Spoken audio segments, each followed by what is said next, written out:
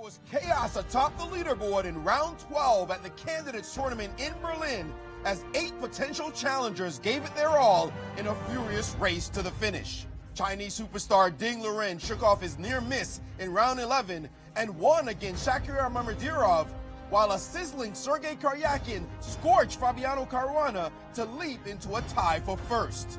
It's the penultimate round and the finish line is in sight. Round 13 analysis on Today in Chess starts right now.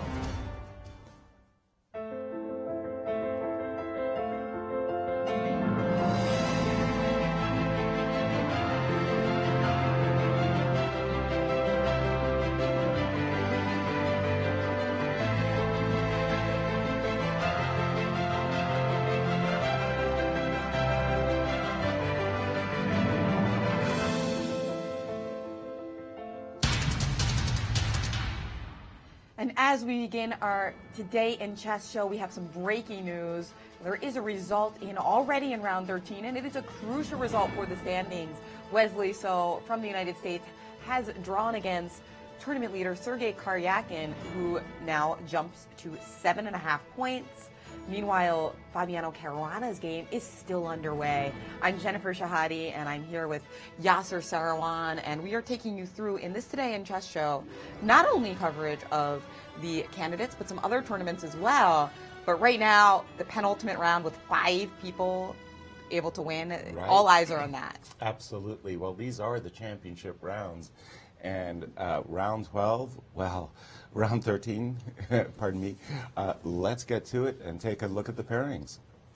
That's right. We see that one game is already finished. So versus Karyakin. Mamirdirov versus Rishik, another massive battle. One of these players to have realistic chances of challenging Magnus Carlsen kind of has to win today. Absolutely. There are some permutations where they could draw and get there, but really a win is in the cards if they want to get it. Absolutely. But whoever wins will mathematically eliminate from the tournament their opponent. And Ding Liren, Vladimir Kramnik, also a very important game for Ding Liren. But the game that everybody's looking at right now as we come into our show, it's between Fabi and Levon. Can Fabi pull it out? And it's a very sharp position. Huge battle, and we'll get back to that in just a minute. But right now we have Grandmaster Maurice Ashley for more on our 2 leaders, Karyakin and Caruana. Well, after round 12, Caruana and Mamirdirov were making the case that they were the ones who were trying to win the tournament, but that all got upended when they both lost, and Sergei Karyakin leapt to the top of the leaderboard and has better tie breaks than Fabiano Caruana, but it's still a crazy race. 5 players realistically within reach of possibly winning the event. But let's take a look at the top 2. Sergei Karyakin, boy, he knows how to win these events. The only player in the entire field who's ever won a Candidates, and he just surged with 4 wins out of 6 games. As you see, the last one there against Caruana himself to get to 7 points. But he is drawn. He's now at 7.5 with a slim lead waiting for Caruana to play his game. Caruana having defeated Wesley So, Kramnik, and Aronian, who right now he is playing after Karyakin drew his game against Wesley So, the American player who wasn't doing that great anyway. He's just kept Karyakin at bay with that draw. But fabulous Fabi looking to win against Aronian. Aronian at the bottom of the entire leaderboard. I can't even use the word leaderboard in his case because he's at the bottom of the standings. Will he suffer some more? American fans are hoping that Fabiano is able to tighten the screws and win yet again against Aronian, and that would vault him into clear first once more, the definite favorite to win it all. But a long way to go, and we will bring you all the action here on Today in Chess. Thank you, Maurice. Indeed, a long way to go. And if we're ready, should we jump into the game of Fabiano's? First, let's take a look at what's at stake here, Yasser Seirawan. Okay. As we've mentioned before, this is a $1 million match, $1 million prize, I'd say, because the candidate itself only pays a little over $100K, but what about the ultimate prize, which is the ticket to playing against world champion Magnus Carlsen for the championship title? That pays minimum of $500,000 if you're the runner-up, and over $700K if you win. You also get qualification for the 2020 Candidates Tournament, but you know, the endorsements, the sponsorship for qualifying for the World Championship, the lifetime achievement. Exactly. It's worth well over $1 million, especially for somebody like Fabi. Well, without question. I mean, all the fame and glory that comes with that, and you were mentioning the sponsorships and everything. It's a life-changing career achievement if you become the challenger, and that's what everybody came to Berlin for, that first and only first prize that comes with becoming challenger.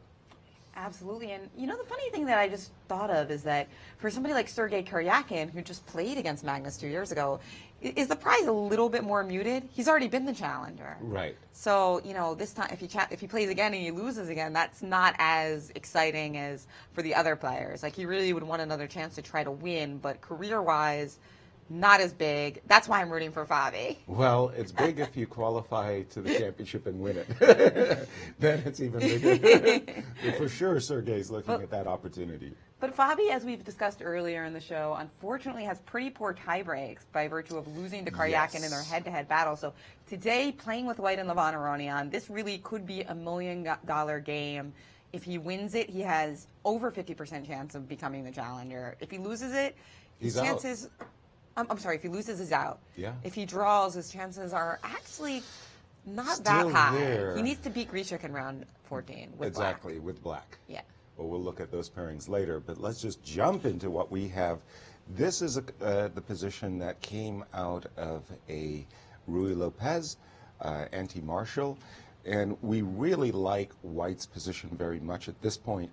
We saw this move, Knight H4, Queen E6, and here already there was an opportunity, I think, for Fabi that involved knight captures G6, just eliminating this bishop at once.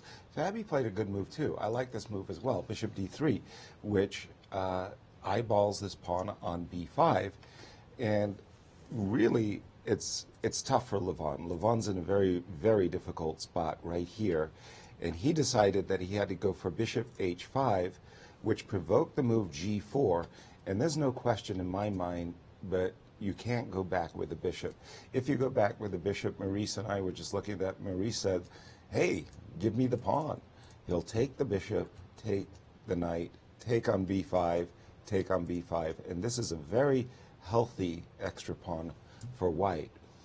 No compensation here, and in fact, White has the two bishops, so White has pawn in compensation.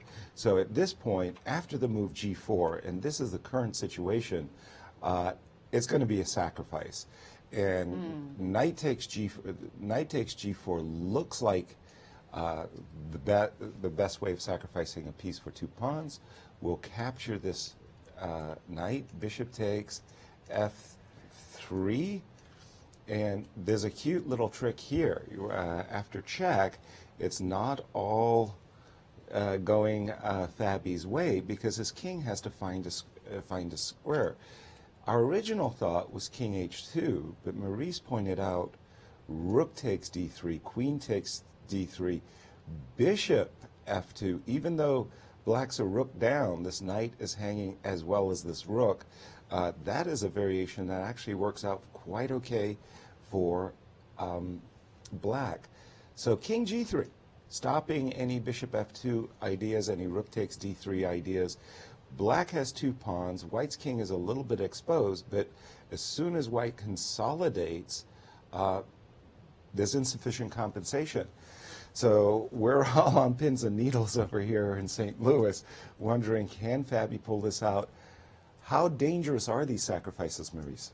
Not supposed to be dangerous at all with that knight on F1. Knights are really good when they're close to kings, protecting. And in this case, he's got two knights hanging out over here, although this one is slightly offside.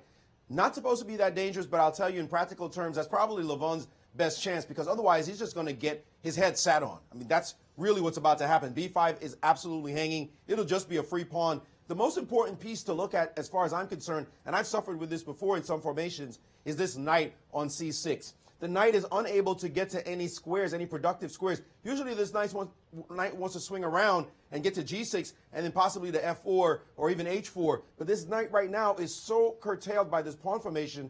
And this bishop it's got the long diagonal, but it also has no penetrating squares. So the fact that white is actually just scooping up material for no reason means that black will not get any real counterplay in this position. So I don't see him playing this bishop back, even if he doesn't like the look of this sacrifice. Knight takes, pawn takes, bishop takes, f3 in this check, and as you pointed out, king to g3. At least in this line, maybe he can start to swing his knight now and see if he can create some kind of noise on this side of the board and say, maybe I'll create some funky stuff. This king, after all, is not that secure. I would think, in practical terms, that Levon might go for this position. It's definitely looking worse for him materially, but at least it looks confusing in some kind of way. I don't think it works, but I'm going to guess this. I would say 50-50 chance, because everything else, if you look at it after g4, something like bishop takes, for example, you could go into this kind of position, knight takes, as you're hitting this bishop and hitting this pawn. So that's two guys you're hitting. But the move bishop to e2 hits the knight directly, threatening to play bishop takes knight. And if you now take and get your third pawn, now white can just flick back and start talking about this pawn over here. This is another ending that maybe Levon might be thinking about, but he'll look at it and see the two bishops, especially this one, and white's going to have an easy time curtailing the king side. But maybe he might chase this for a draw as well. Fabi's going to be happy no matter what happens. Fabi's the one now thinking about the win. We'll see whether or not he can pull it off in the next several moves. Wow. Okay. Well, again, pins and needles over here. Another crucial game that appears to be heading for a draw that is actually not in either player's favor is the game between Shaq and Sasha. Both players looking for a win and opportunity to eliminate their opponent. But so far, things have been really balanced in that game. Let me just bring that up on my board. You're right. I mean, with a draw, both of them have minimal chances to win. With a win, they would really rock it up. So It's one of those situations where if they could both agree to have like a 50-50 chance of winning and make the most slashing battle possible, that would benefit them both. But chess doesn't work like that, unfortunately. No. And in this case, there've been a lot of trades. And I was wondering if white could play something like bishop to c6 and maybe try to play queen c3. Right. But the problem is a move like bishop c6 can even be met by something like a6 potentially, trading off an additional pawn. It's just one of those situations where it's queen and knight versus queen and bishop, equal number of pawns, and it's very hard for either player to make headway. A draw is overwhelmingly looking like the right result. And Maurice?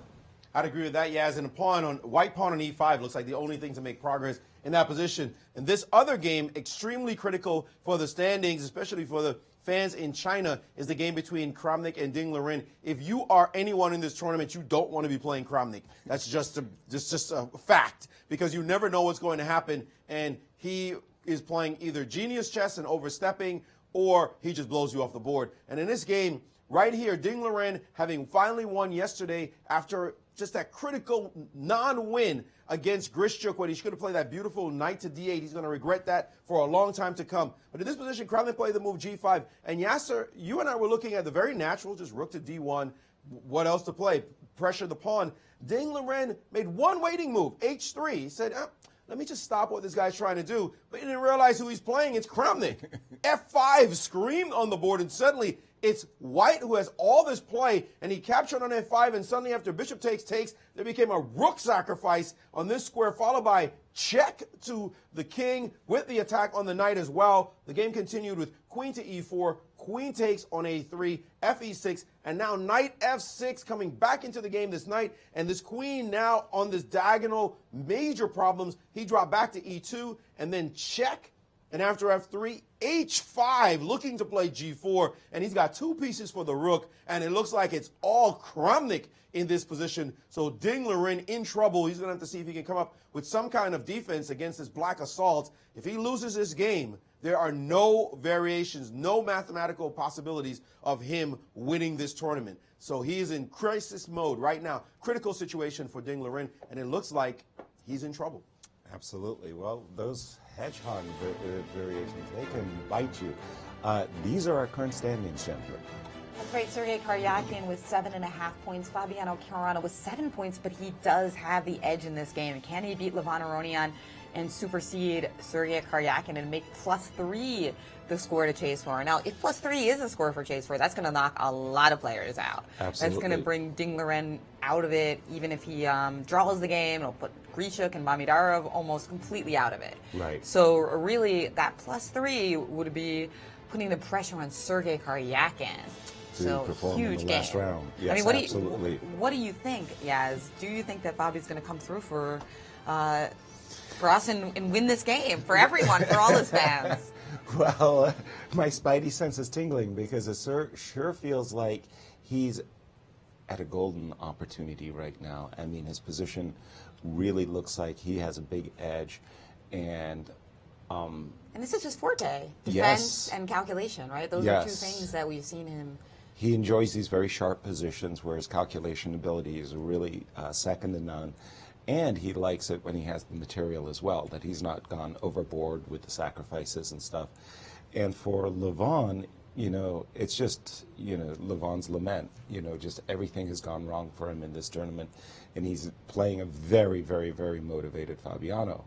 And well, let me ask you, variations where you see your king, you know, going to G3 feels a little scary. How important it is for players watching this to, you know, keep a cool head and sometimes, you know, analyze those variations and say, I got to go for this. I'm better. Right. Well, I mean, maintaining your calm, it's so hard because, you know, this is a really, really high pressure, high stakes game. But on the other hand, if you can calculate that your king is actually safe, then it's really, really nice. Let's just see, because we have seen the sacrifice we anticipated on G4, but actually a different. Whoops, where's my game? With bishop takes G4. With bishop takes G4. Just a second. That's right. Yes, we did see Levon. No, that's the wrong game. Well, that's there's only three I know, games still going. Yeah, all the way to the bottom. All the way at the bottom. Okay, and we have seen bishop takes G4. We were looking at knight takes G4. When you sacrifice a minor piece for 2 pawns, generally speaking, you're trying to sacrifice the knight and keep the bishops. In this particular case, Levon felt that giving up the bishop, capturing with the knight, leaving the knight on the board, he's eyeballing an opportunity of crashing through on F2. Black is threatening knight takes F2, which would attack this bishop on D3, as well as combine it with the offensive move Queen H3. So this is the current position, and Fabiano to play. And I don't think time is a factor, is it, Jen? I think that they played, they're already in move 27, and we still have 40 minutes left in the time control, so it could become a factor, but, you know, a lot of the big complications are behind us, and so if they were going to get down to their last few minutes, I think and weren't confident with what was proceeding, I think Fabi would have used it by now. So he must have felt when he played G4 that this was pretty safe for him. Okay, well, let's see what he is facing. Okay, so knight takes F2, bishop takes F2 are the big threats. I'm worried about knight takes F2 and queen H3. This knight on H5 this knight on H4 is not playing that great a role. Let's take a look at the most forcing move, knight F5. Now I'm opening up an attack against the knight, so we're assuming knight takes F2, which is pawn number 3, by the way, and it simultaneously attacks the bishop. The bishop drops back to D3 and says, okay, bishop on D3 to C2, you've done your worst. Now deal with the fact that this knight on F2 has the potential of getting trapped. In other words, if I get to play the move knight E3, the knight on F2 has no supporters. Queen G6 check, but that looks like it's going nowhere after this knight pops back to G3. That could actually be useful one day, having that knight on G3 as a backup. Yeah. I mean, this looks phenomenal for white. Well, it is 3 pawns. I just want to emphasize that. And, you know, Levon's in a very, very tough position. And at least he's got some vague, you know, counterattacking chances. Sure. The strangest part here is that because white's pieces, in a funny way, this bishop on D3 kind of x-rays this diagonal. This bishop on H6, this bishop on C1 also hits H6. You've got ideas of rook H1, rook H4, and sacrifices That's come in right. against f6. That's what I was thinking. If the queen ever moves, the knight might pop into h5, and then you're dealing with Knight two G7. knights in the heart of your Yeah.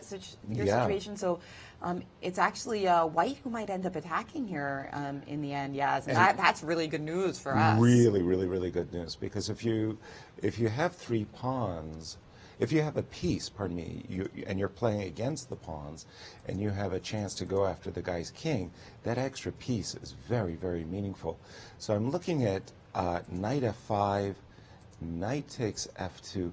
Maybe knight f2 is just a mistake. I'm not sure. Maybe he has to play bishop takes f2.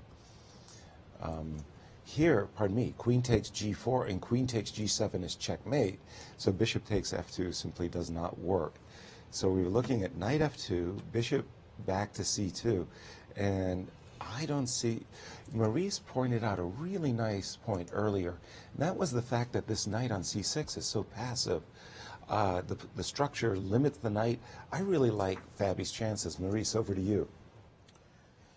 I've been playing around with the computer, and I'm not feeling good right now. I have to tell you, not for the white pieces. There is absolute chaos that's possible that white will have to control. And it looks as though black had this minimalist possibility because he's gotten these 3 pawns, but he's got 1 piece leading the entire show.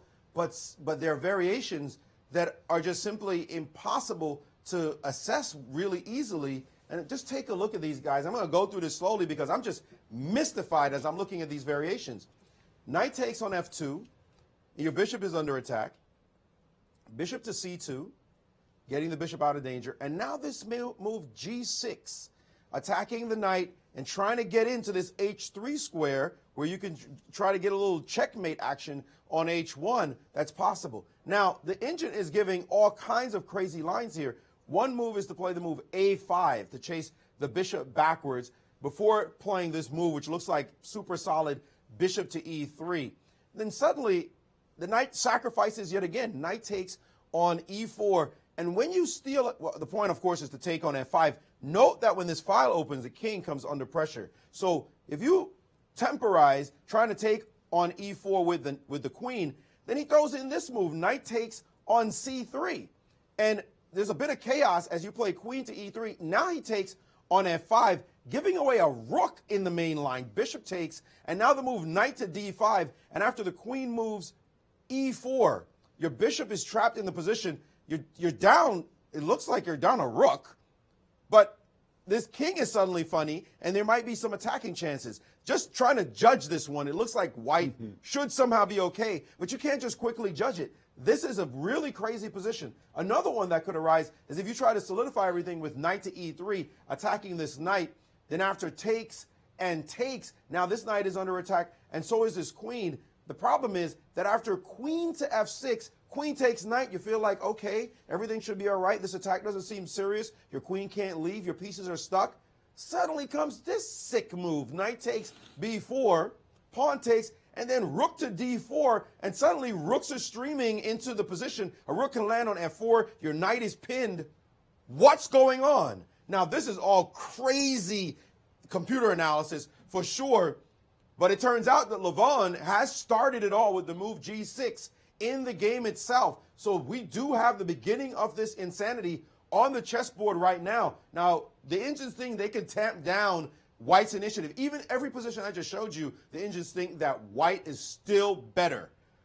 But not like +5 when they're down a rook. It's more like +2. And when you do that, it means there's compensation on the board, and it's really hard to assess those positions. So Fabi is right now in the lion's mouth, and we'll have to figure out how to extricate himself from this craziness. Yaz, I don't know. What do you see? How do you use all your defensive skills to try to stop this monster from attacking you? Good point, because I did not see those variations at all. Like before, you didn't see that, Yaz? Well, no, I should have double-checked on g6. Yeah. That move looks basically really compelling. And I'm just, like, I would be frightened, quite frankly, about the variations that you were just talking about, Maurice, winning a rook but having, a wide open king. I'm looking for something that I can just, as you say, tamp down the initiative that black is getting. If I were to drop back with my knight f5 to e3, give me this knight, I'm not afraid of queen h3 check.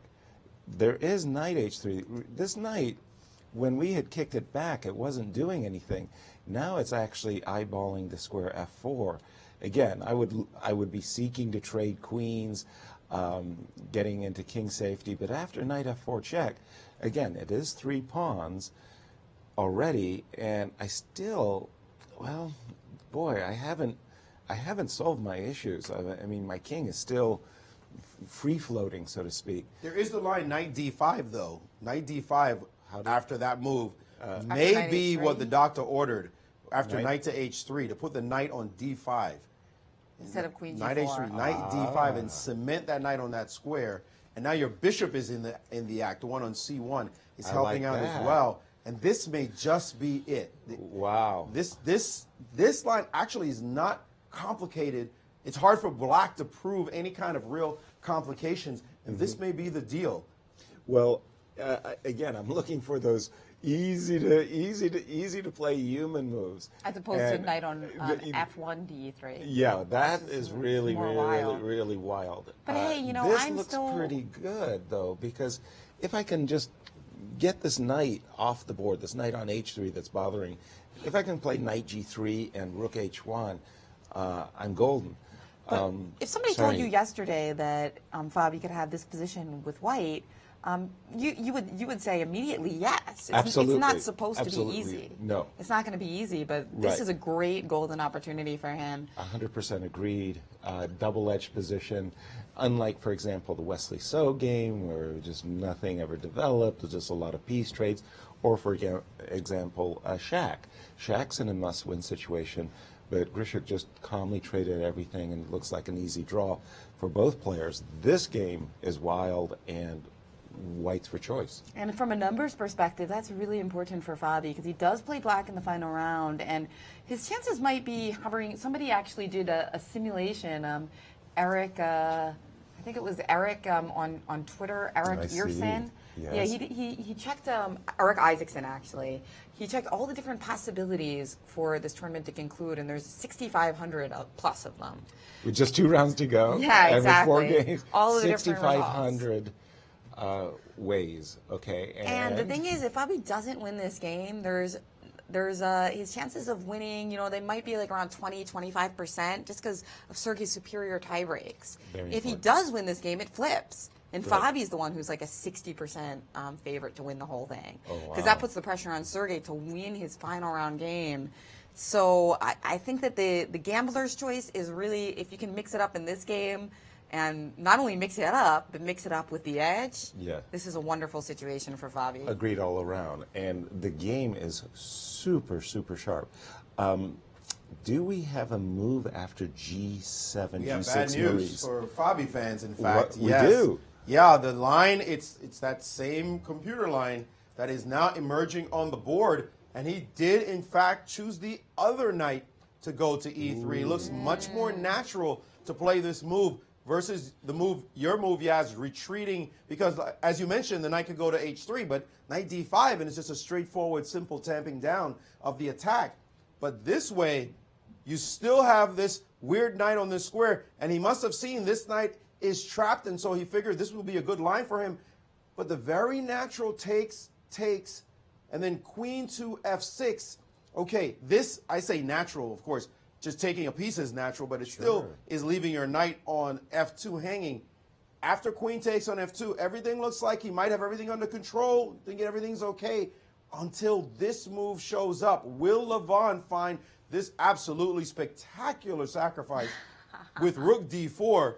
We're still a ways away. Now, Levon hasn't played, I want to say many, maybe any good games in this tournament, any really good games for his quality. But if he plays like this will be a spectacular one to remember for him at least, not for American fans. This position is amazing. And, I mean, this what do you do? It's a very straightforward line. After takes, queen F6. If he sees the line, that is, Levon still has to go in there and find this line and realize that he has this amazing sacrifice that puts his rook on D4 and coordinates all his pieces. It's still a ways away, this position. still a ways away. And to judge that all of white's pieces are out of the action, and black is going to swing this rook into the game, he's actually down 2 pieces.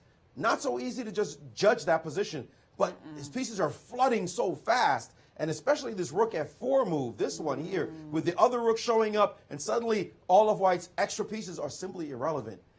This is and if dangerous, he doesn't guys. find knight before, how good is it for Fabi? If he doesn't find knight before, I'm not sure what he could do in this position to keep the attack going. For example, let's play rook to g8 check, and then suddenly the king can move. The engine's giving king h3 as the best move.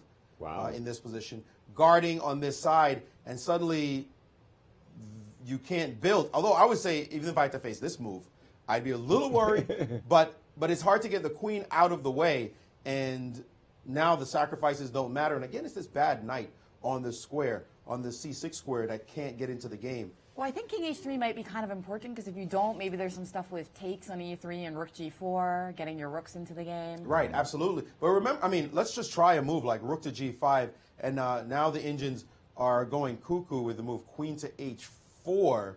And now that the queen and king are defending this side, it's very hard to stop a move like knight here, and the queen's going to have to move, and then suddenly he's getting the job done. So Levon has to find this line.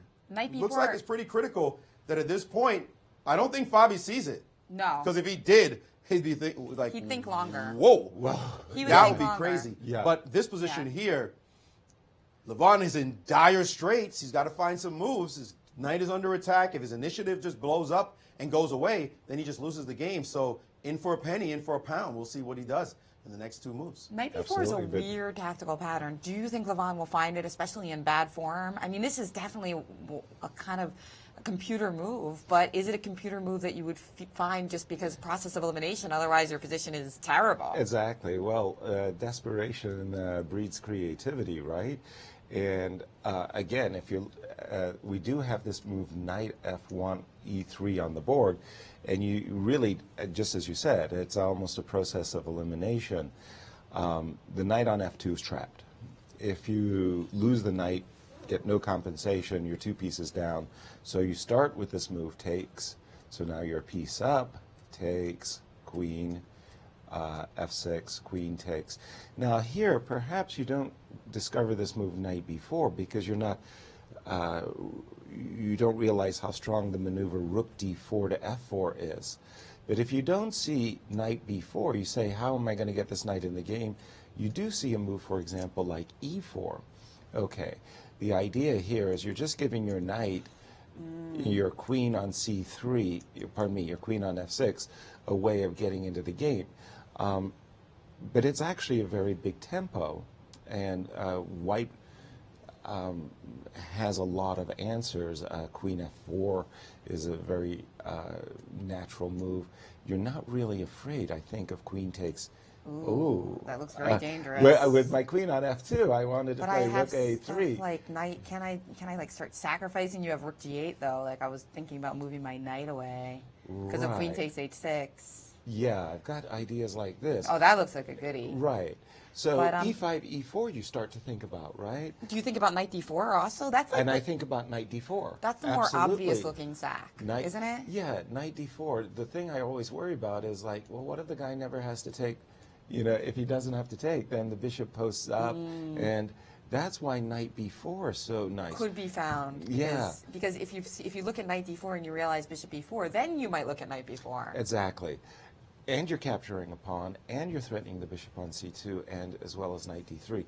But it is a remarkable position that Maurice is forcing us to consider, because you're sitting there going, hello, I have 2 pieces. I have 2 pieces. But then you see this move rook f4, and you realize how really disruptive it is. I mean, you want to be able to bring your king back to f1, but you're just against a rook check.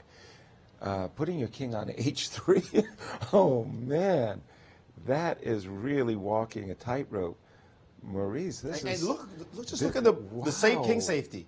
Black is sitting behind that pawn on h6 and also being guarded by that white pawn on f5 as well. So the black king is saying, I'm cool. I'm happy here. No problem. Yes, you're up all that material, you're actually only up one. Okay, we know 3 pawns for a piece in this position really doesn't count because you could probably steal all those pawns with your pieces. But you're really only up a piece materially, so to speak, because at some point you're going to sacrifice back and hope that everything's okay after you finish sacrificing. Right. And so we have to make a material count at least to keep track of what's going on. So black has 6 pawns, white has 3, and now we get back to the exposure of the king. Right. And it looks like it's the thing in this position. 3 major pieces attacking. That bishop on b6 just laughing right now, thinking, look at all the damage I'm going to do, and that pin is nasty. And we know if we took those 2 bishops off, white is, and even given the pawns, white is clearly lost. There's no doubt about it. The only thing you like about white's position is the fact that he has material. Because nothing else, I mean, his best piece is the knight on e3, the most advanced piece. Everything else for black just flowing. This is deadly dangerous.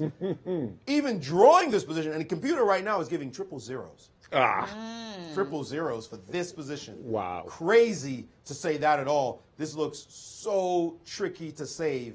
But the roles have been flipped. Completely. Because, completely. He was in complete control. Now it's Fabi who has to make some really good defensive reactions, and it's not easy.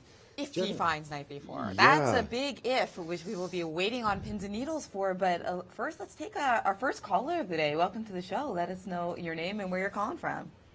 Hi, my name is Pranav, and I'm calling from LA. Awesome. Hello. Hi, I have a question on the game between Caruana and Aronian. Yes. When I'm looking on chess 24, it says he only has like 2 minutes. So do you think he can find knight takes b4 with only about 2 or 3 minutes left in the game?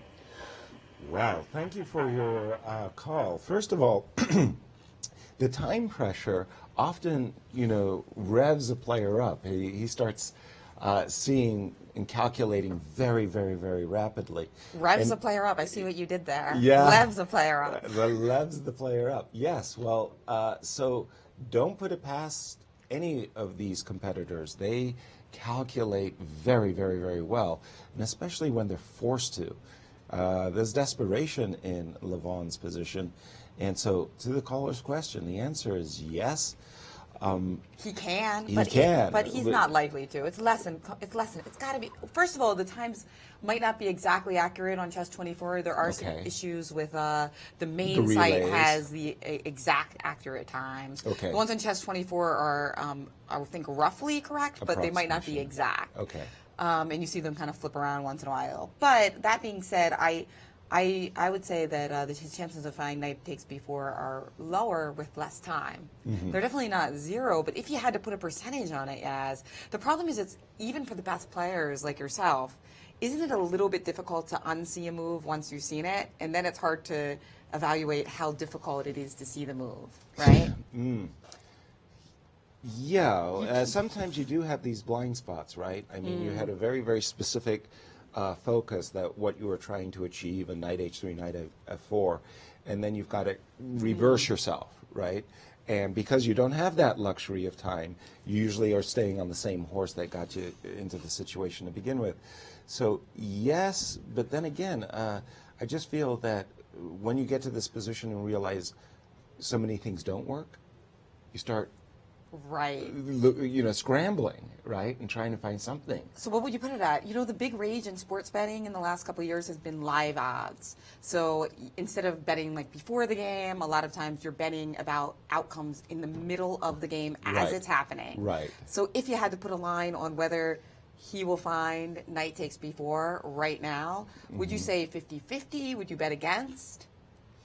2-1 against? I would probably go with the 50-50 because the e5, e4 alternative is also attractive. Yeah, but Levon, you said his form's not that good, but he's desperate to play a very good game. And on any given game, of course, he can turn it around. Exactly. No doubt. There was a rest day yesterday. That's something that can turn your form around. Exactly. But and here we see Levon's difficult tournament, despite starting out with flip-flopping wins in rounds 3 and 4, loss to Kramnik, win to Karyakin. He's lost a lot of games since then, including 2 to the Americans, Wesley So and Fabiano Caruana, in back-to-back rounds, 6 and 7. Kind of the reverse of his Sinkfield Cup victory a few years ago, where he was the slayer of the Americans. Yes. In this candidates, he's doing terribly against the Americans. And are those woes going to increase in rounds 13 and 14, or is he going to come out of this game with a draw or a win? It's all about this move. Does he find it, Maurice? Yeah, exactly. By the way, this position is an incredibly important moment because if you look at this, Queen F6, we're starting the analysis with this move. Queen F6, King takes on H4, and now this move, Queen check, and now your King is under heavy fire. King to F1, and the engine's giving Knight D4 this time, with the idea being to take with the rook yet again. And here comes rook F4, screeching into the position, and his king under heavy fire, completely stripped of any protection. This position is just winning for black, as these pieces are irrelevant to what's going on against his king right now. So this line looks pretty good. Now, the other point is that if I force you to take with the king, your king's in trouble, right? The problem is back here, Queen F6, you're not going to take with the king, you're going to take with the queen. So Levon may have been thinking, okay, what if I check instead? So that I force you to take with the king, and then I play Queen F6. Now your king is stuck, and here comes Queen H4. The problem is you gave White a free move, and now White has the very simple Rook H1, stopping that completely, and now he's going to come get help from everybody. Queen's going to land on F3. In fact, even here the engine's giving the move Knight to D4, ED4, ED4, as CD4, ED4 as a move, and now getting the king out of danger in this position. And it's not so easy to just move your queen because this check is happening, and at the moment, Black looks still like he might generate an attack. Well, it's certainly a dangerous king, but White is for choice here. So this tricky position is for Levon to analyze. Do I play the check to force the king over, but then I let Rook H1 happen? Or do I wait and then the queen will capture, and then it doesn't work anymore because the queen is there and the king just slides back either to F1 or H3 and protects that entire side. So this is what he spent a lot of time on, wondering, should he check or should he play Queen F6 in the position? And I believe we have a move in the game. It looks like he did indeed play the move Queen F6. He spent a long time on that move. And I think just for that reason, the idea of should I check first or should I play Queen F6, which also shows something else, guys. The fact that he spent so much time, to me, means that he's in intuitive mode. When you're in bad form, usually your calculation is off. You're looking at specific moves. You're missing moves. The brain's not quite working in the calculation. Your intuition might be good. You're kind of flowing, and maybe even your intuition can be a little off. But usually the brain's just not doing what it's supposed to do, and you're not seeing the moves like you would normally do. So his intuition might be okay, but if he doesn't see concrete moves and they're not calculating well, then he'll just miss the winning lines. It would be sad for Fabi if today, from that good position that he had, if now Levon's brain starts working really well, and then suddenly you see sacrifices happening. And in this line, Queen F2, it is the moment to play this move, Knight takes B4, which requires a combination of calculation, but very importantly, intuition here as well, because you've got to feel like you're looking at this board, hey, buddy, you're up 2 pieces, but these offside guys are not going to be able to deal with my attack. It's a very intuitive analysis, given that you're down so much material. Will he go with that intuition / calculation / guess, frankly, and go for this line? Genius idea. Very difficult, though, with the time pressure, just a very difficult move to find. Yeah. Knight takes B4. Well, again, it's just one of those positions where you recognize that your material down, that if you give White literally that one tempo to play a move like Rook H1, you're lost. So you have to find Knight takes B4. But we do have breaking news from Maurice. Breaking news. In fact, he did not find Knight takes B4. Levon not in that kind of scintillating shape that he was in earlier in 2017 when he was tearing up the tournament circuit. Just a bit off. And now instead of doing that, after Queen F2, he played e4, a logical move, trying to bring his knight into the game and also attacking on that square. That is not what the doctor ordered in this position. e4, again, more intuition than calculation. You got to bring it all together, though, when you're playing great chess at this level. And this move, e4, changes the whole fabric of the position. White now has choices, including just simply snapping this pawn off and bringing his bishop into the game. The game has changed dramatically, guys, and Fabiano fans can breathe a sigh of relief, but only for a moment. There's still dynamic chances to deal with this king. Right. This is a wild position, and if time pressure starts bearing hold, Fabi will get in some kind of troubles.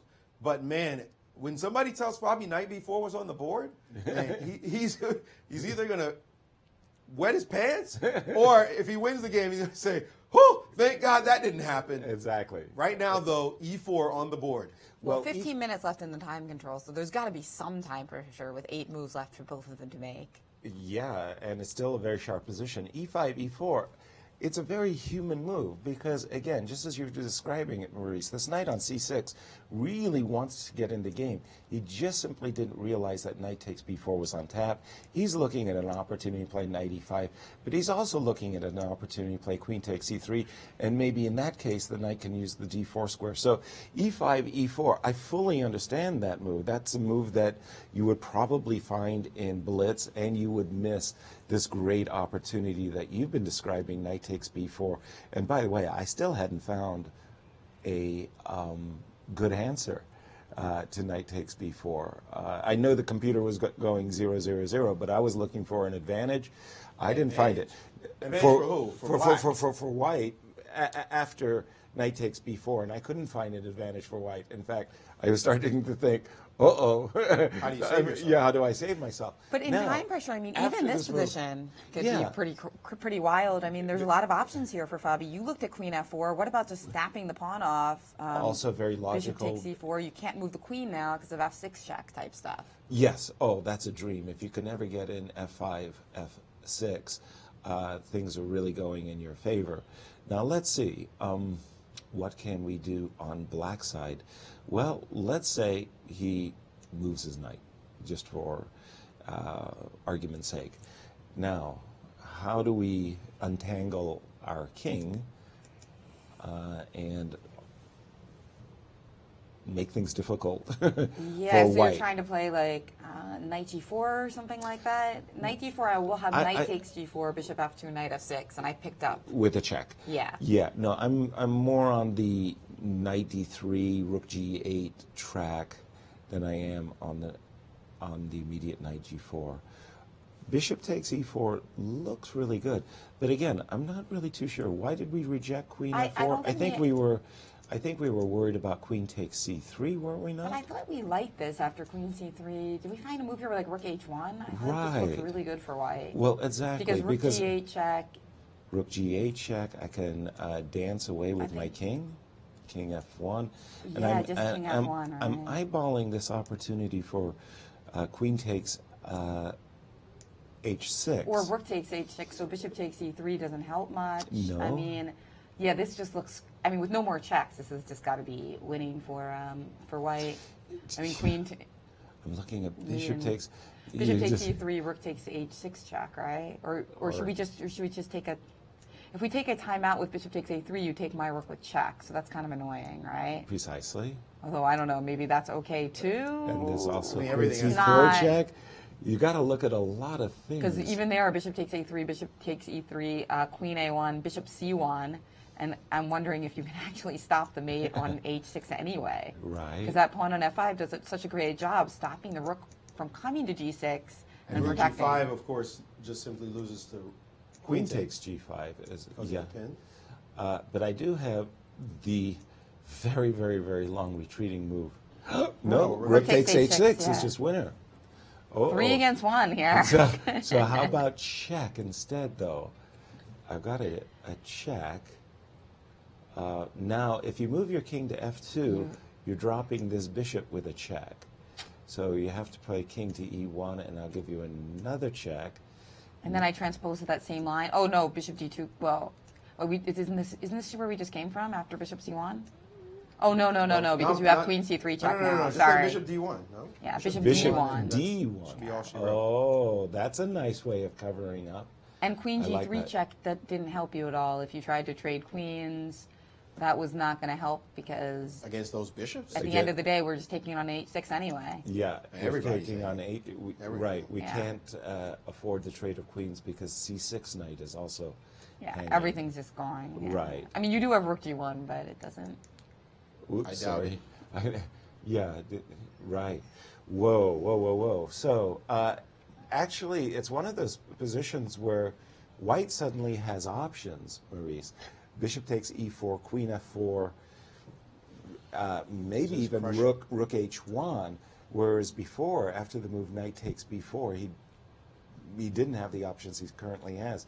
Of all the options, what does the engine reckon is Fabi's best choice? There are different moves for Fabi right now, and taking on e4 was one, taking on b5. The engine doesn't believe black's attack anymore. The engine thinks this is busted. I want to go back to this line with knight takes b4, c takes b4, and rook takes d4. And I was wondering, what could have given Levon pause in this moment? Like, what may he have seen that made him back up here? And there is this possibility of the move bishop to b2. Simple development. Now, why is this a move? Because if you play rook f4 now, suddenly you run into queen f4, and the bishop is awake.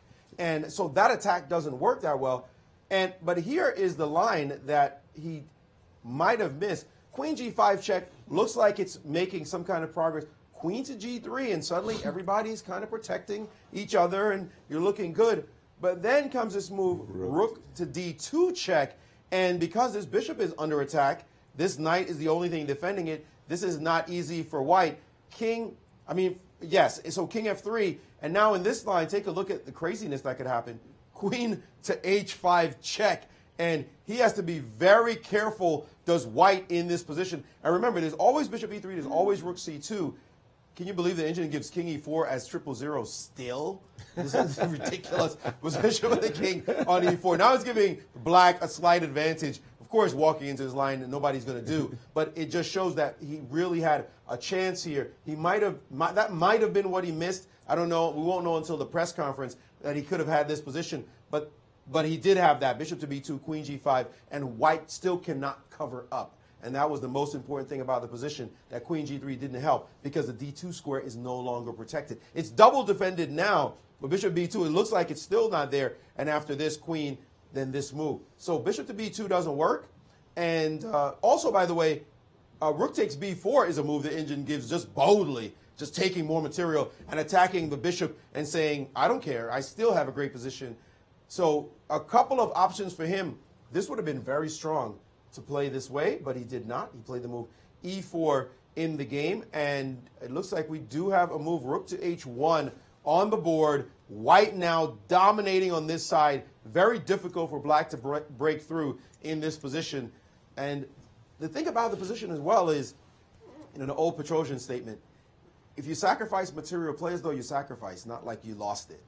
And here, Levon stayed conservative. He sacrificed the piece and maintained his 3 pawns, so he can at least say in this position, I'm even material. But sorry, you're busted. He had to keep in that sacrificial vein, an ultra-sacrificial with knight takes b4. This one, he kept his material, played without that real elan, and now he's in deep trouble. Wow. Well, I really like this move, rook h1, very much because, again, it just fits with both players mauling one another's king. Yeah, and I we love can just see that knight g4, the bishop on c1, and the queen on f6. A lot of things going Fabi's way in this line. Sorry.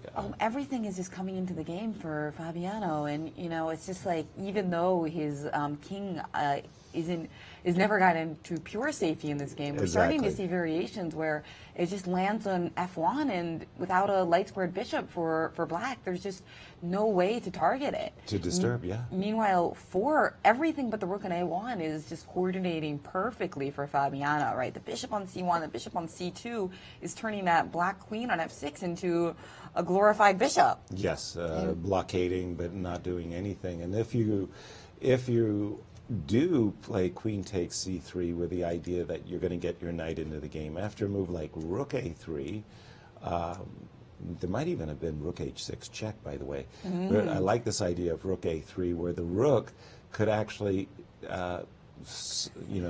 swing across to the king side and just scorch the black king as well. So then everybody is in the attack. Your rook h6 was perfect, though. By the way, I saw your instincts. Yeah, like queen leaves, then you get shot on the other side. Exactly. That's exactly. So you can look at that line. Yes. Beautiful variation. In fact, queen takes c3 actually just walks into rook takes runs h6. into this check, and the nice line is after king takes the move f6, telling the king you're never ever going anywhere as we stream at you. Check. Check. Double Oh my check. God! Yes, Yeah. check. Nasty. Double check. As the bishop appears on e4, and you just get blown off the board by those incredible pieces that white's about to drop on that side. Wow. Meeting a check with a check, yeah. You got to put that on the board. Exactly. Rook d8. It's like those Sprite commercials where they're in Central Park, two players are having a game, and it's sort of like, would you like a Sprite? And check. Like that's the way they do it. This So you're is saying very, that very nice. check happens more often in commercials than it happens in real life? That's right. That's exactly what I'm saying, in fact. So let's just have some fun with this, Maurice. Let's go over to Maurice. We've got some insights. What's going on? Well, we have some breaking news that's going to also shake up the entire tournament standings as well. In this position, remember a long time ago I said something about a pawn on e5. Exactly. Remember I just floated. The only way to get rid of that knight is a pawn on e5. Well, check this out. a6. Well, we were back here paying attention to a snooze fest draw. Actually, back here we felt it was a draw. Although, again, it's the only thing to do is to eject knights. Knights love stable squares. And when I looked at the knight, I said, okay, the knight has to be ejected somehow. And the only way to do it is to play this move. Well, bishop c6 happened. Queen a5, queen c5, a6. Everything okay so far. e4. And now a takes b5, a takes b5. And then this waiting move, king to h7. And here it is, ejecting the knight off that square. And the most natural move is to put the knight on the f5 square, and then everything's okay. Instead, he played this move, knight takes on b5. Whoa, what? Knight takes on b5. His point is, if you play bishop takes, he's looking to play a move like c2 because you're pinned. The inch is actually even giving the quiet e6 a nod and saying even this position, white cannot win because the pin is too strong, and this is going to happen. It's queening on a dark square, so the bishop can never come back to help, and the pin just lasts. But instead, he missed this power move, e6, and this changes the whole game, as now his king is being stripped of all its defenses, and he's going to drop this knight if he has to bring his queen back to defend. Now he's simply under duress. What is he supposed to do about this move? He's about to lose a piece in this line. And it looks like he has actually even given up the piece in the main line. It looks like we do have a couple of moves on the board. Let's see. He takes. Did he play c2 first? It looks like he might have played this move and then played. Well, that can't be right. It had to have turned. No, sorry. The move went differently. It looks like he played after e6. He played this move first, and now this one. Right. And we do, I believe, have. Well, looking at this position, he's about to get a queen, but what if this guy tries to get a queen first? Sharp line. Let's take a look at this. Or there could be a knight in some lines. Try to round up the checkmate. King to g7. Well, be careful that you don't lose this joker. Right. In some position. So what's happening here? Exactly. So if We queen, can what would have play- happened anyway? You're saying we don't have a mate anyway with just making a queen. So queen b8, Maurice? Queen b8. He can take your pawn. He's got a pawn queen. Well, you know? hold on. I'm going to try to. Well, I've got bishop d5 check and queen c7 check. I can always. But don't I have more there? Can I check you on e8 perhaps and try to checkmate you? Check me where? Here? Like Queen this? e8 check, yeah. But that's your last check, isn't it? Yeah, and bishop to d5. Ooh. And now But I've got a checkmate. You do have threats. You You have threats. The move e6 looks forced to bring the queen back into the game. That's a nice defense over the f8 square. Ooh. But this still looks. It sure looks Oh, like but the f8 somehow- square is guarded, so this takes. Now he can queen. And no, I don't have any. And you don't have No. any. This check is just going to march this way. Right. And this check, let me go back. This check, you're going to march that way, and there's no check on that square. Exactly. Oh my Exactly. Woo! Okay, this game just got crazy. So Right. what would have happened if after takes on f7 you just made a queen? What was the line there? So C2. Let's take a look on your board, guys. Okay, Yeah. sure. Let me bring this one up on Got my two board. crazy but games now, and if Mamedyarov And wins, that puts so- him at +2, which would be so meaningful. So we do have. I think So that after- E6 move was a real zinger. something that maybe Right. Alexander Grishik missed. For sure. And we have C2, we have takes, and this is the current So, situation. so if you had made a queen, would we make a knight or a queen? Can we checkmate you if we make a knight? I'm just looking at that line. You mean just If instead of pardon me, king G7 you play make a queen. queen? You mean something like this? Well, does queens on the making a board? knight mate, or should we make a queen? I go for the queen. Just a second, hold on. You just go for the queen Just a because second. you don't have Why- any. Why would this be checkmate? Yeah, you're saying you can just go I don't know. just king G8. Well, I can even move my knight. It's like, well, I don't know, Jen. This is really weird. Yeah, but if anyway, had- you if could had just made make a queen, and then there's no checks for. There's actually not that many checks for black. Well, so this is precisely. just going to be Where is winning. the check? The light square bishop covers everything. Exactly. Okay, so that so was that's why black played king G7. King G7, and back over to you, Maurice. Well, we have breaking news. The game is over. The Wow. game is over. Grishuk has resigned. A brilliant finish, actually, by Mamedyarov, and now he has leapt into a tie for first at the moment with Karyakin. He needed this win desperately. Grishuk's chances of winning the tournament have now officially ended. He has no way to win anymore. So his game against Karyakin, game against Fabi tomorrow will loom quite large, as he just simply has no way to win anymore. Might he try to play spoiler so that his fellow Russian Karyakin will have a great chance to win the tournament? We will see. But at the moment, Grishuk's tournament is officially over, while Mamedyarov at 7.5. And the reason why I'm saying that is because of this head-to-head matchup. Even if Grishuk won tomorrow and Mamedyarov lost, he would have 7.5, but he would lose the tiebreak to Mamedyarov himself. So that is just a done deal for him. He has no way to somehow win, and we were not even talking about the result of Fabi's game. That would have a big impact on that as well. But this position, guys, this game is over. After king to G7, there were actually multiple wins, but I think he found the most beautiful one. He played the move bishop to E4, attacking this pawn, threatening to get rid of it. Queens happen on the board. 2 queens on the board, allowing the 2 queens, and now suddenly this move, queen to E8. Monster move, threatening simply queen G8, and, threatening to simply queen, and also threatening queen G8 and queens. No matter what you do, you're going to lose a piece at least in this line, because you're going to have to ditch your queen. And I say a piece, I mean one of these babies. You're going to have to ditch at least a queen if you can get that line itself, because you can control this square. This game is over. There's nothing to do about the double threat of queens. Matter of fact, how to guard this square, there are no checks for you, so the only way to guard it is something like E6, but he does have this move, queen to G8 to start. Oh, I actually just noticed something else. You can actually even queen in this position. And maiden too. Let's go to getting myself a queen, and after queen, takes, and mate on the board. Beautiful finish. So that was But let's- nasty. Let's go back. Let's take a And quick look at the review our standings. We've got standings, Karyakin yeah. and Mamedyarov tied for the lead, but Fabiano Caruana's game looks like it's just about to end, Yaz, as they approach the time control, and Fabiano seems to be actually encroaching on black. So let's pop in on that game. The last time we saw it, quite many more moves are played, and Fabiano looks like he's really finishing off in style, Yaz.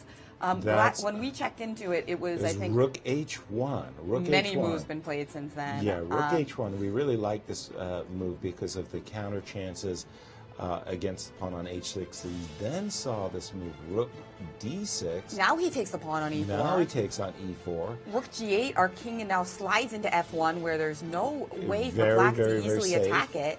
knight e5, queen f4, piling up on h6. We don't have that on the screen, do we? Oh yeah, we need to get this on the screen. Right now we have the standings up, so we need to get this game get that in the analysis screen. because that game is amazing. It looks like that game is going to end any moment now because there's been a fantastic move, and we have breaking news. In the Fabiano Caruana game, Fabiano was able to sacrifice on h6 like we saw in so many variations, and he won the game against Aronian, and now he's in the clear lead at the candidates. Oh, wonderful. Wow. Wow. Is that three wins in the penultimate round. What a way for these players to rise to the occasion. Oh, my word. 3 word. wins, and there's still one game pending. 2 wins. 2 wins. Wait, Two wins. Oh, there was a draw. Excuse me. Wesley. 2 wins Yeah. because Wesley and Karyakin, I misspoke. 2 wins, but look what wins. Wow. Spectacular at the top. Just simply amazing to see. And there's Fabi at number 1 in the tournament right now, back with 8 points. And I see we got his rating in there as well. Not that that matters, but he's got 8, 7.5, 7.5. Ding Liren praying and praying that he doesn't get officially knocked out of the event, although he may have with that Fabi win. I think he is also done. Yes, he is done. Ding Liren is finished if he does not win this game. If he only makes a draw, and it looked like he was struggling to save the position, but if Ding Liren only makes a draw, so he's not quite finished yet, if he somehow wins the game against Kramnik, he's still in the mix. But let's see how Fabi did it, because that was But a let's look at spectacular that finish. Absolutely, absolutely. Well, we had left it way back here after this move e5, e4, and that seems to be the blunder. We've been talking about knight takes b4 as an amazing move that may have turned the tables in Levon's favor, but after e4, rook h1, rook d6, now bishop takes e4, rook g8 check, king f1, now white's king finally finding some safety. Knight e5, queen f4, piling up on this h6 pawn. As soon as this knight moves, keep in mind that bishop on c1 is also eyeballing the pawn on h6. We saw c7, c6. But we should stop there. Yeah. Notice now the initiative is finished. Yes. I mean, it's all white now because c6 is an admission that he has no more aggressive moves. Right. And so now he played c6. C6 because knight d5 is on tap for white. c7, c6 takes on b5. Rook g5 again. Probably time trouble is a big factor here. Levon's looking to plug up the diagonal c1 to h6. Thank you very much. Give me a pawn. And by the way, I've got a pass pawn too. a7, and after queen d8, Fabi was just waiting for this move f7, f6 with a discovered check, getting at black's king. Knight drop back to g6, and this looks like the moment for the diagram, right? I mean, you have the tactical puzzles. How do you finish the game? Well, rook takes h6, check. Not a fair puzzle, I might add, because after all, white is up a piece and a pawn in this position. Exactly. These are one of those puzzles you say, why are you showing me this position? It's too easy. Given that he's already winning the game. Right. But still, how do you cleanly finish him off? Rook Spank. takes. So you cannot move your king because the rook will hang. And I'm thinking after king takes, I've got this really cute check. Just your turn. How are you going to get out of this? Well, you got to put your rook in the way. Now I have a discover check, this time with my bishop. And I can either play, I don't know, just all kinds of checks. G4. Knight g4.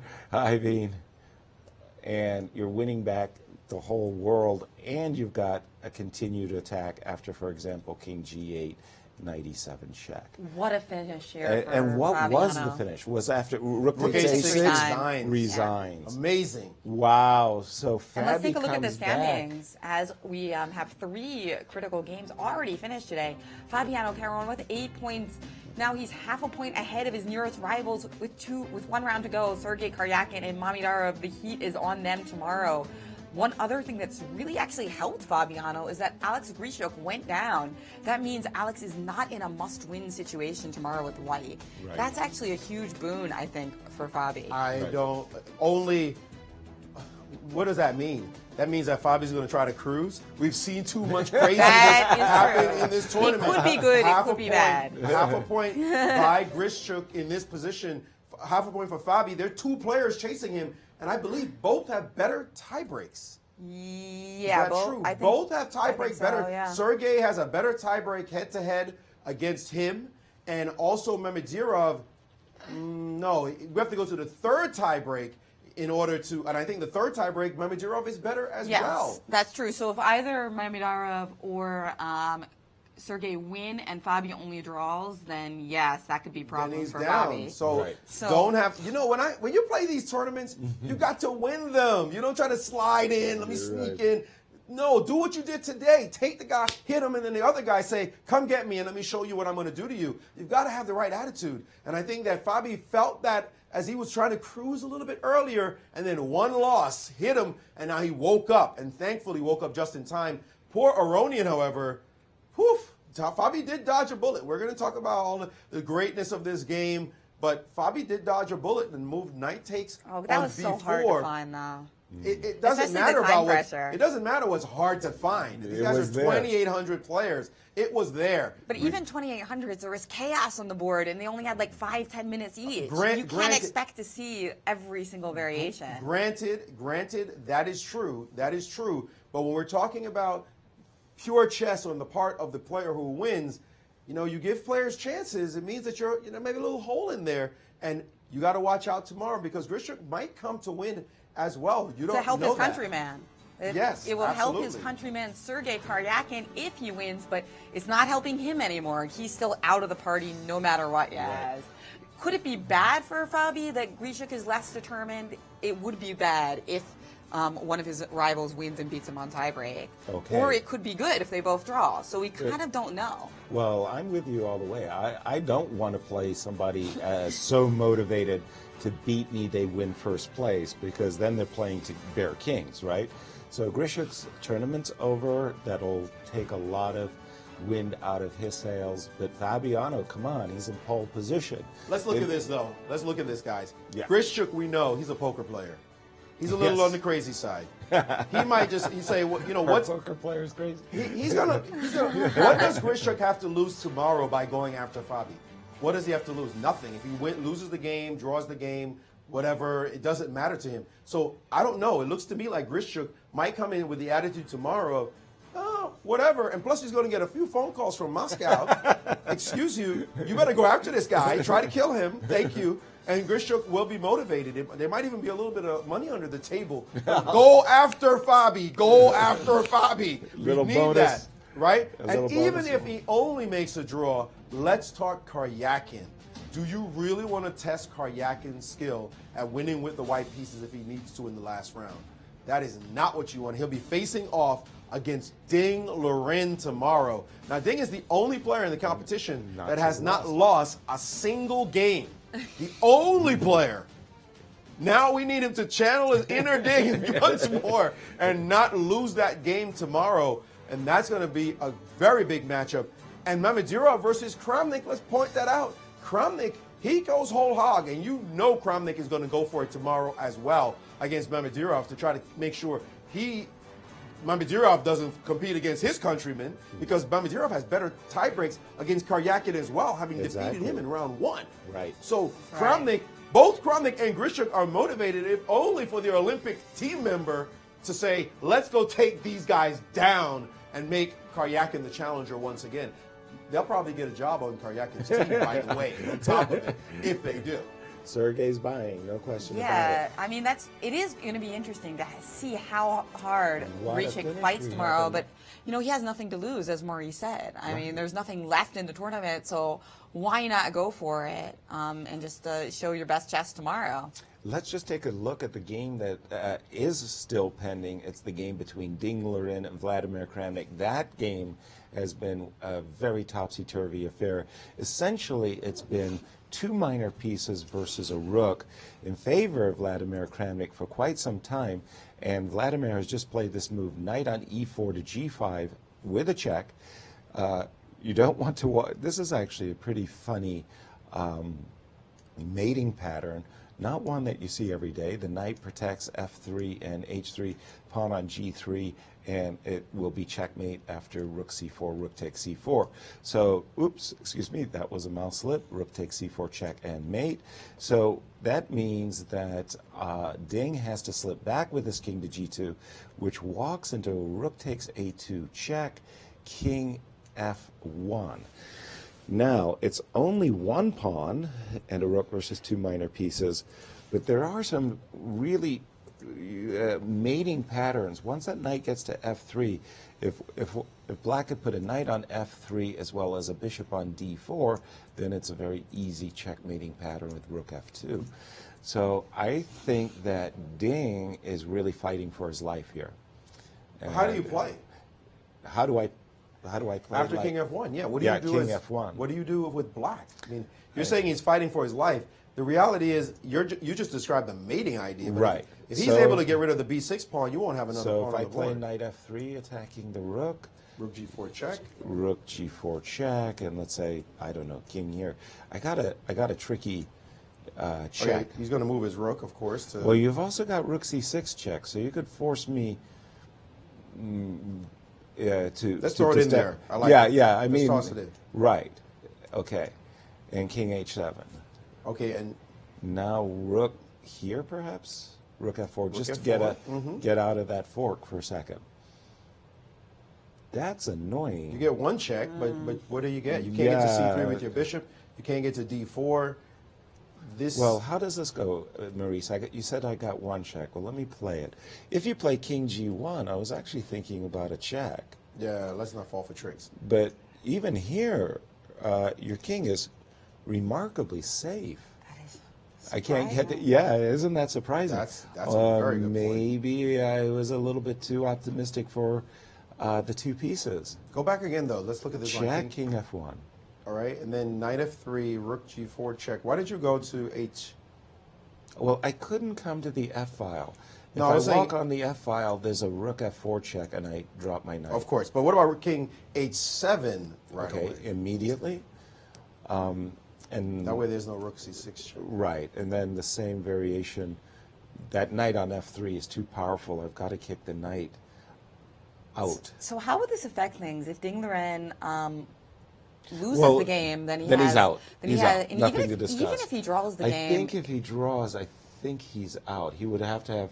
yeah, He's out. because of tie breaks. Yeah, Yeah. but even if Fabi loses, he'll end up missing out on He's tie breaks. automatically out. So it's he's a out win no or matter bust. what. And It's you know, a win or bust. That is probably somewhat good for Fabiano Caruana, because if he knows he can't win no matter what happens, might not play as slashing chess with black pieces against Sergei Karyakin. Exactly. And Sergei knows that he's up against it. He needs to try to win that final round game. He's not going to sit there hoping Fabi loses. Yeah. He's going to try to win Right. and I don't actually know. catch his score. I don't know. Here That's is not- our score. I mean, You're we've got saying that so many possibilities. You need him. You know, you always. I like the way you paint the positive spin Right. for Fabi. Right. Let's He let's played please perfectly realize- today. But I was right about him having his chances. Well, yeah. No, you want Ding Liren to kill Sergey. Of You don't course. want Ding Liren to sit there and try to hope and pray for a draw, because if he does that, then he only has two results while Sergey is coming in there with that good old Russian squeeze, and we know Sergey is a man who likes to win when the chips are down. So I don't trust anything about this kind of spin that Ding Liren is not going to play for anything. We don't want to depress Ding Liren. That's the last thing you need tomorrow. You do want him to have to feel like he should be able to play at least. And if he ties Fabi, hey, great. He loses anyway. Right. So you want Ding to be motivated to take down Karyakin, because Karyakin is the man that's the real danger. Karyakin wins and you only make a draw. Bye-bye chances. You're out for the Because of the tournament. matchup. And how would that work, Maurice? Fabi draws. Yay, he goes into the clubhouse. Sergey draws. Yay, he's not a contender. But Shaq could win. That's it. It's over. Fabi. Well, it's not. The first two tie breaks. First tie break is head-to-head. They drew Right. both their games. Second tie break, number of wins. They will have the same number of wins in that situation. Third tie breaks, Sonnenberg-Berger. That one is a problem for Fabi because Mamedirov has defeated the higher better players, Exactly. the starters, Sergei Yeah. Karyakin, and that's where Fabi's in trouble because And of also that, Grishuk. that big number of him defeating. Right. Oh, and he beat Grishuk today. Who's got an even Right. score? More points Yeah. for Right. him. Fabi defeated Aronian twice. That really does not help him at all. That's Right. terrible for him, in fact, It's because very- he beat the player in low. last. And then So as well was And one he of his beat Wesley wins. as well. So this is not helping him in any way. It is he doesn't want to. That draw in the clubhouse will be one of those biting your fingernails draws because he's going to have to pray that neither one of those players win their games, or else he's just out on the spot like that. Right. But I don't think Grishuk will have any extra incentives in the game, like financially, because that would kind of be cheating, right? I mean, you can't give somebody a bonus for beating somebody at the end of the tournament. Like that wouldn't be Who can? fair. Who- Like anyone. Yeah, really? Yeah. No, that's not possible. You can't do that in a chess tournament. Can't Oh, do that, that. No. yeah, that's right. No. Stuff like that never happens. Guys, No, I've got to right. digest this amazing result. Right. Great game by Fabi. Let's go to a commercial break, and we'll come back to gather our thoughts and share them for this amazing round 13 of the candidates.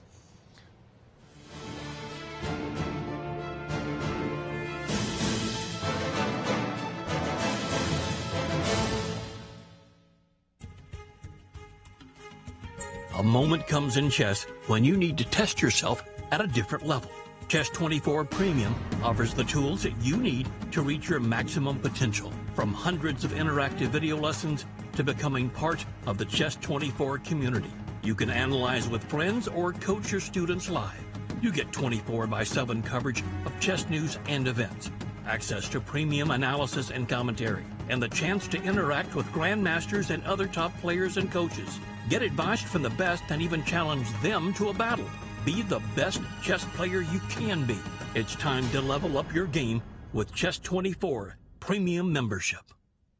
Be surprised. Be intrigued. Be delighted. The World Chess Hall of Fame in St. Louis is nothing you'd expect and everything you love. 3 galleries highlight the history, culture, and creativity behind the game. Explore chess in ways you never imagined. It's a one-of-a-kind cultural institution where rare artifacts and world-class art play together. The World Chess Hall of Fame. Mind, art, experience.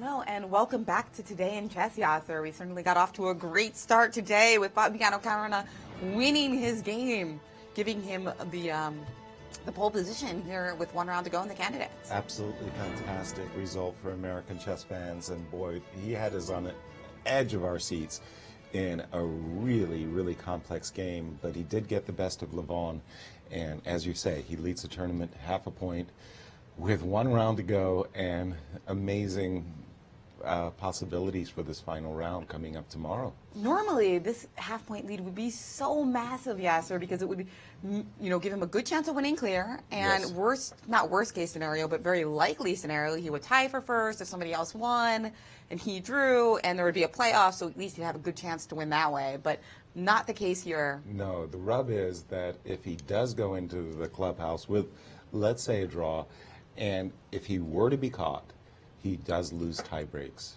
Exactly. So normally we would say here, like, Fabi's perhaps like 75, 80% to become the challenger. Instead, I would put it at like 60-ish, just because the fact of those scenarios where somebody else catches him and he doesn't get in. Well, his two nearest rivals, Shaq and Sergey, are so motivated.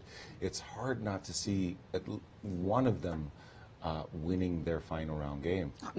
You don't think you think that it's more likely that one of them will win? Yes. Than not. That's right. Oh, wow. But we'll see. Maurice, over to you. Your thoughts? Well, we are having arguments in here. All the grandmasters trying to figure out the scenarios, and our colleagues Alejandro Ramirez and also Christian Carilla, they're saying that Fabi should just take the draw and go into the clubhouse and sweat it out. That's their philosophy. And they're also saying, okay, obviously if Grisha gives them some chances, you want to fight it out, but be careful because you don't want to lose the game. You're not going to go all out and take chances. But if it's Grishuk has no motivation anymore. He is absolutely out of the chances, out of the runnings right now. No matter what he does, he cannot possibly win by virtue of having lost to Grishuk, having lost to Mamedirov today, and also because Fabi just has too big a score. So that's the end of that. So Grishuk with no motivation, will he just simply play some limp variation, go for a draw, walk out of there, Fabi gets the 8.5, and make everybody wonder what's going to happen in those other two games? Now, we can start debating what's going to happen tomorrow because those are some critical pairings. Yes, really huge pairings. And Yasser, you're saying about 50%, better than 50%. Well, in the game, Mamedirov is black against Kramnik. I'm not sure you would give that one a better chance for Mamedirov, but certainly Karyakin against Ding. We've seen Karyakin win when he needed to. He took down Fabiano Caruana when he needed to. Why can't he take down Ding? Exactly.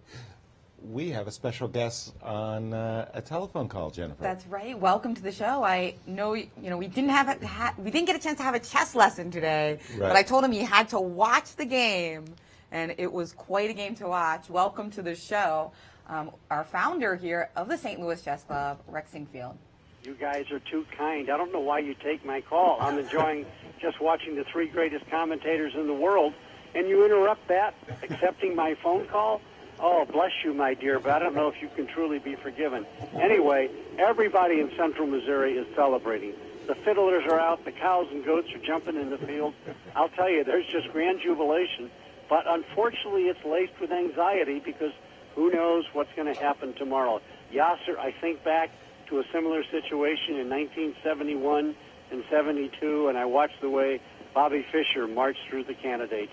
Kamenov 6-0, Larson 6-0, Petrosian 6.5, 2.5. There's nothing like that this year, is there?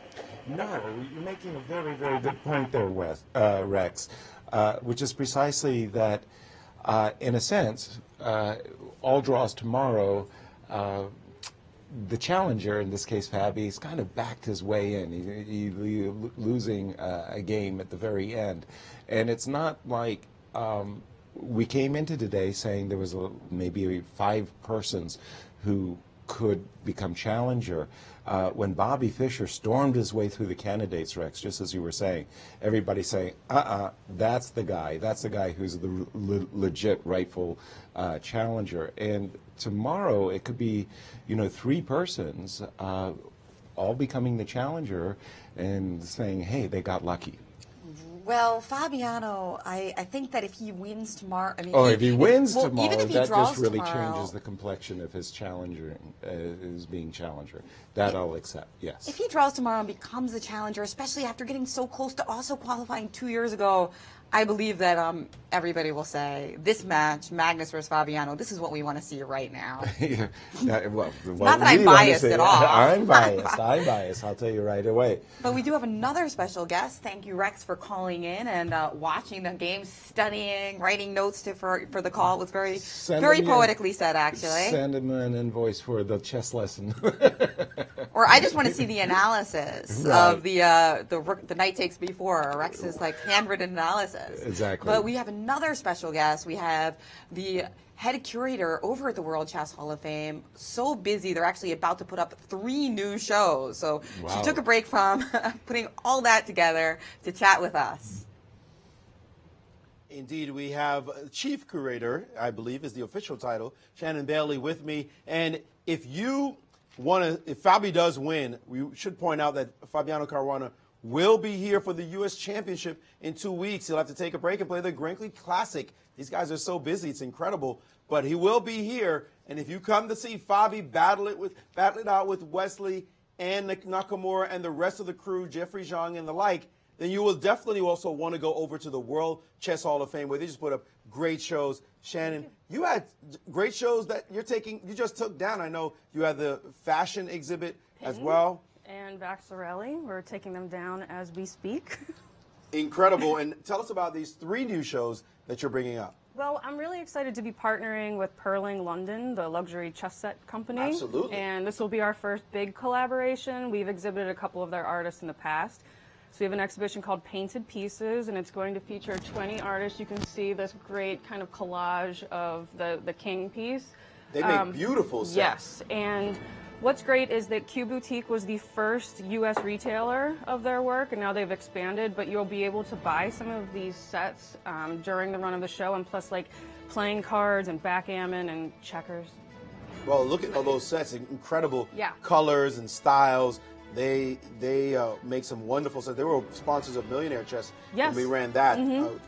They also contributed there, but incredible. Should be beautiful. Yeah, and one thing that's really super fun about this show is in addition to the 20 amazing artists that are contributing, we're going to have 4 virtual reality stations where you can play virtual reality chess. And we've all been trying it out, and it's amazing.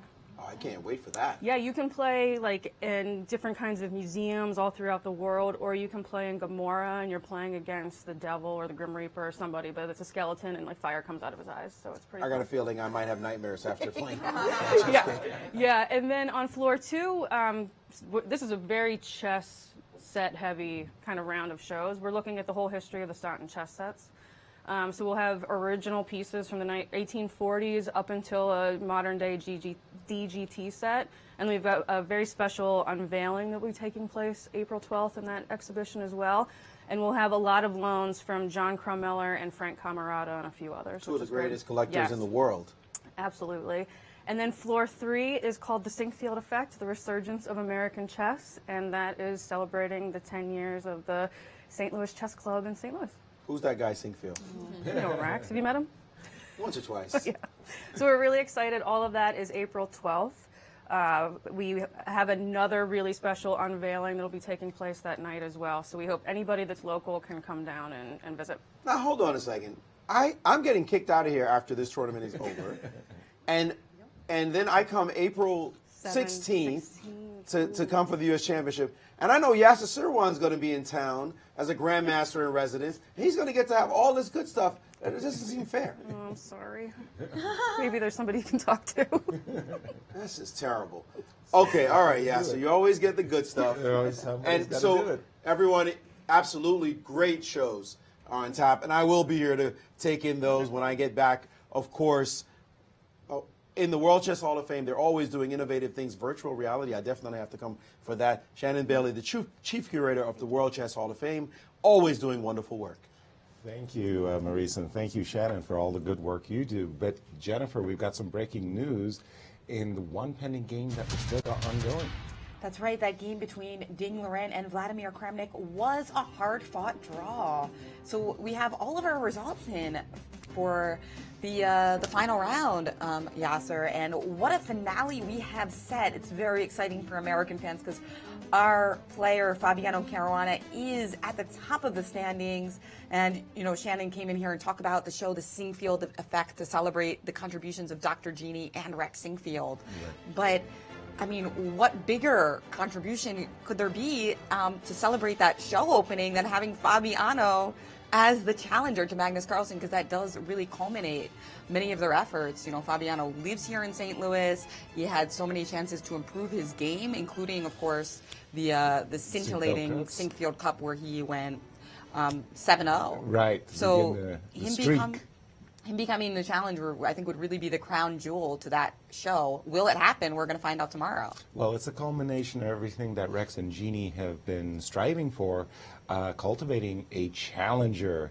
to the World Championship, and this will be the first American challenger since 1996 in Dadakamsky. It would be. Yes. We still have to wait for the games play We tomorrow. have- You're more pessimistic than I am. You think that there's a over 50% chance that either Mamedyarov or Karyakin will win in this must-win situation. I was thinking more like 40, so I Right. still put Fabi as the favorite. But Well, I've played so many tournaments, and I remember one specific tournament. It was the New York Open that I was leading. I had a half a point lead, and I took a quick draw in the last round, quote, securing the draw. And there was a chasing pack of wolves, and literally like 10 players were half a point behind me. And a player would have to win the tie. And sure enough, there was 5 games, and there were 5 decisive games. Like, so everybody tied with me for first. I was watching my prize money going down, down, down, down with each tie. And, when decisive games are, really, really needed, the players go all out. And again, why not? It's first, there's only one prize, and that's first. So I'm pessimistic. But it's all or nothing. And Maurice, your thoughts of tomorrow? I completely agree with you, Yaz. You couldn't have said it better. For me as a Fabi fan, looking at Fabi as a friend as well, and of course as an American, you want to see Fabi win. But if he draws, you're just going to be sitting there praying, because first of all, if he ties with Karyakin, Karyakin wins. Karyakin defeated him in their head-to-head matchup, and then that's it. Fabi does not qualify. He'll be just looking at this tournament, having won in the second to last round, the penultimate round, and saying, that didn't help. And if they're tied after round 14 and Mamedyarov draws, Caruana wins. I don't understand this. If tied after 14 and Mamedyarov wins, well, obviously Mamedyarov has to win. There's no chance. Right. He must win. So if he wins this game, because of the Sonnenborg-Berger system, that's it. He has a better score. Why? Because he will have defeated top players in order to finish it off. First of all, he defeated Grishuk, who has a very nice score, and he has defeated Karyakin, who also has a fabulous score. Caruana, on the other hand, defeated Aronian twice, and Aronian is got only 4 points, so getting his score twice doesn't really mean much.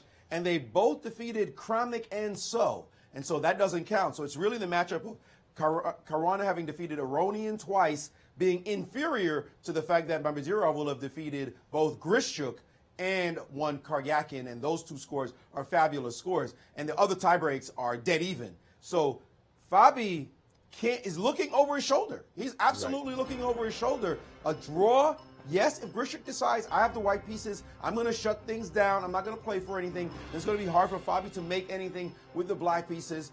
But it's that key matchup. First of all, Vladimir Kramnik against Mamedyarov. You know Vladi, he comes to win every single game. So he's going to go after Mamedyarov in the last round just for fun. So Mami will look for his chances there. But it's that important matchup. Sergei Karyakin with white, he's got the guts in the money rounds. He doesn't fold.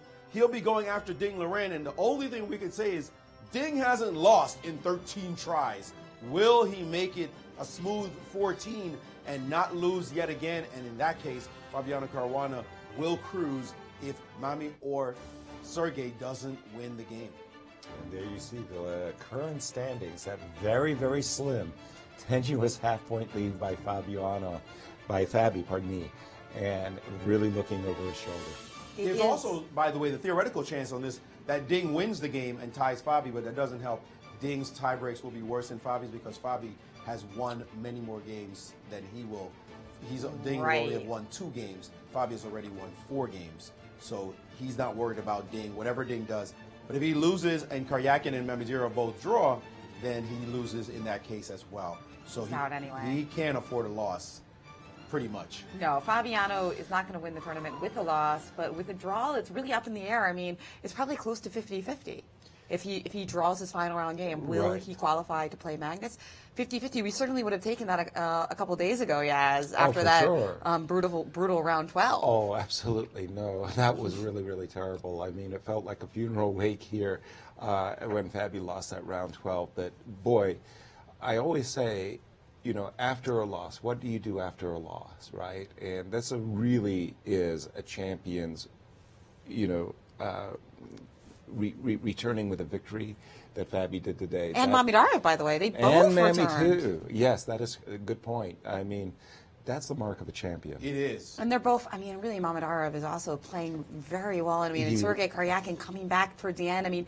Honestly, any of these three players would be very worthy challengers, I think, to Magnus. Very deserving. Yes. Final thoughts from Maurice Ashley. Well, you got to love it. The situation is that we have Caruana in first place. He's got the black pieces. The tension is high.